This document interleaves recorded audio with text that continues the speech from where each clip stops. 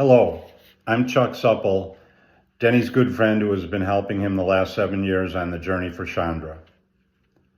I wish I could be with you here today, but I'm out of state, and I talked to Gail and Adam, and they said Denny would not want me to cancel my trip.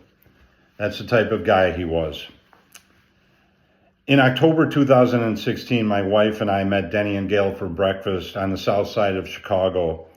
We were with them at Lizzie Bauer's wedding the night before. It was a beautiful wedding at the Bridgeport Art Center. Lizzie's dad is Gary Bauer, who was my best man when I married Sue. Also with us were good friends Tim and Marianne Michaelis. We had known Denny and Gail for many years through Tim and Gary, but we didn't see them much over the years, and we sort of lost touch.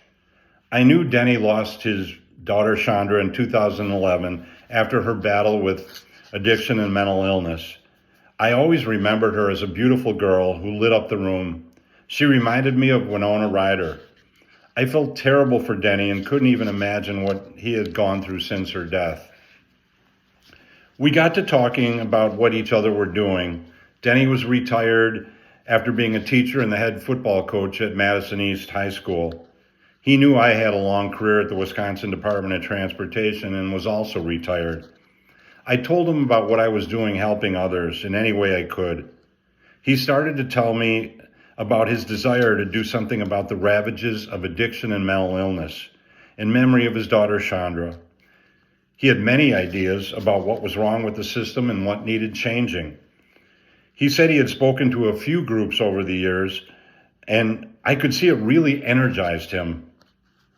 Denny was old school, a dynamic, passionate speaker who was great with people, but he didn't own a computer at the time, and he still had a flip phone. There was no way he was on Facebook or even understood the power of social media. I just blurted out, "Let me help you." From that moment, Journey for Chandra was born, although we didn't have a name for it yet.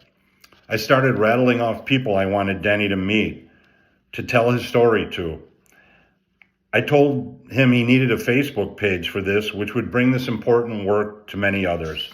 I said I would build it because I have an interest in social media. Soon after returning home, I reached out to a friend, Morita Fitzpatrick, who was a graphic designer at the time, and I set up a meeting with Denny and Morita, and we started planning. We had a short list of names, and Journey for Chandra rose to the top. It made perfect sense and was spot on. Morita came over one Sunday morning, and we built the Journey for Chandra Facebook page together.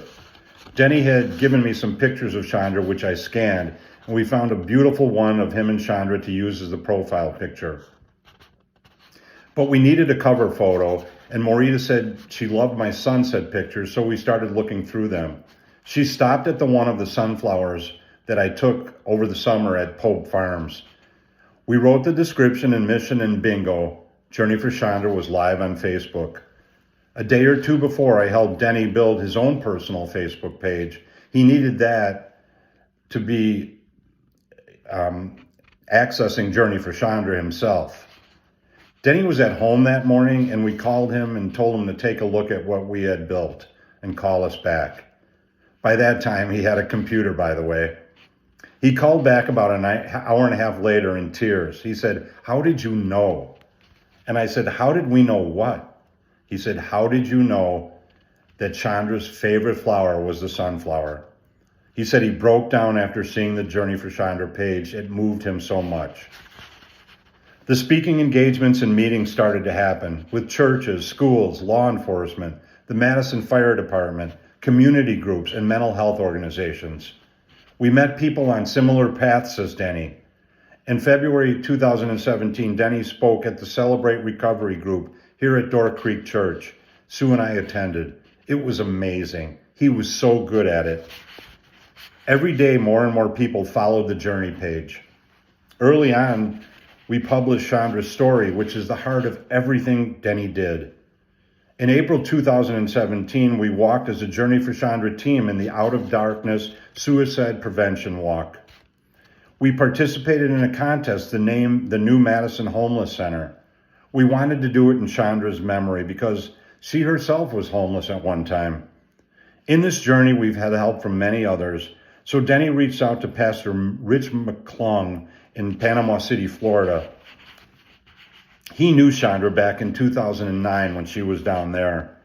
Both Pastor Rick and Marita came back independently with ideas for names that included the word hope in them.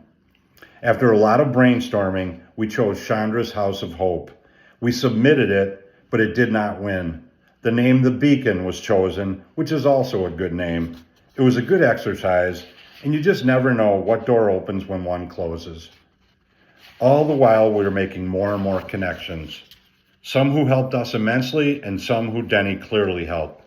Denny would meet with anyone, anytime. He met with young people one-on-one who were going through an addiction crisis. He met one-on-one with grieving parents who lost a son or daughter. Sometimes we would meet people purely by accident, or fate, or grace, call it what you want. Denny had many contacts himself and told his story and talked about the journey wherever he went. One person was his financial planner who told him he had to meet a friend, Kevin Florick, the CEO at Tellurian. Tellurian is a well-known residential treatment facility in Madison, providing services related to substance abuse, addiction, and mental illness. Kevin and Denny met.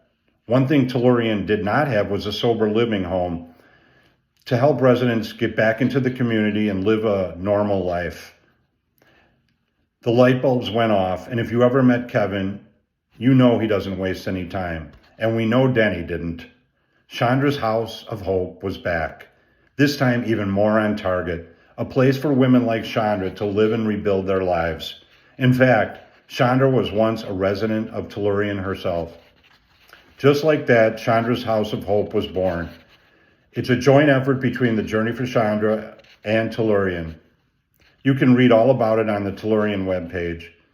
People can help support it with a donation if they so choose. Many have, and I know Denny was most grateful. Countless women have benefited from the house, and it was Denny's pride and joy. Denny would often ask me, how do we know we are making a difference, Chuck? How do we know we are winning? The football coach in him was used to looking up at the scoreboard to see the score. I told him he just had to have faith. He was helping people and often wouldn't even know it. Someone would hear him speak, read his story, stumble upon the journey page, and they'll act differently. It might be a jailer who heard him say that young inmate is somebody's daughter, somebody's son. It might be someone like the young man he met with at Culver's who wanted to break away from addiction. It might be the grieving father he met at Panera Bread. It might be that person in the last pew of the church who had heard him speak and called his son right after. Or it might be the young woman who will live in Chandra's house. She may go on to become a doctor, a lawyer, an engineer, a senator, a counselor. Most importantly, she will go on to be a good person who will say to someone down the road, "Let me help you." Journey for Chandra has now over 425 followers from all over the country. The support and interest is just overwhelming.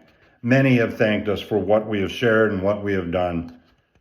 2 weeks ago on Friday, September 22nd, I was in Chicago for another wedding, this time my niece's. I got calls from Gail, Dave Jenin, and Gary Bauer telling me that Denny had passed. I was in shock and I couldn't believe it. He seemed so healthy and full of life. He was active, still played softball, pickleball, he worked out, and he golfed, often with me. In fact, we were supposed to play at University Ridge the following Tuesday. It just goes to show how every day is a gift and you never know. I had just posted Chandra's story to the Journey for Chandra page and pinned it at the top. Denny always wanted it to be front and center. I sent him 2 texts, but I never heard back. As tragic as losing Chandra was, Denny had an amazing journey in her name. He has helped so many along the way. It goes back to his teaching and coaching days.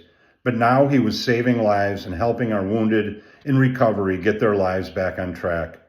The success of Chandra's house speaks for itself. Well, Denny's journey has ended, at least here on earth. He is with his dear Chandra now, who he called Honey Girl. He always told me he felt her presence. I know he had so much more to do, He was recently in discussions with people in Baraboo to start a sober living home up there. Shot out of a rocket, never to be denied, was his signature line at the end of all of his writings and posts. Well, if you ever knew him in any way, you knew how lucky and blessed you were to be part of that trajectory. What a man he was. I will miss him greatly. Our monthly breakfasts at the Pancake Cafe, our visits to Chandra's Bench and Token Creek, golfing at one of our favorite courses, and of course catching up on our favorite teams. But mostly his work for others that I was a big part of these last 7 years. I sure am glad I went to breakfast that day when the idea of the Journey for Chandra was born. Go out of your way to make a difference in someone's life. I promise you it's worth it. It was so worth it for me, my friend, helping you. My heartfelt condolences go out to Gail, Adam, and all his family and friends. God bless you, and thanks.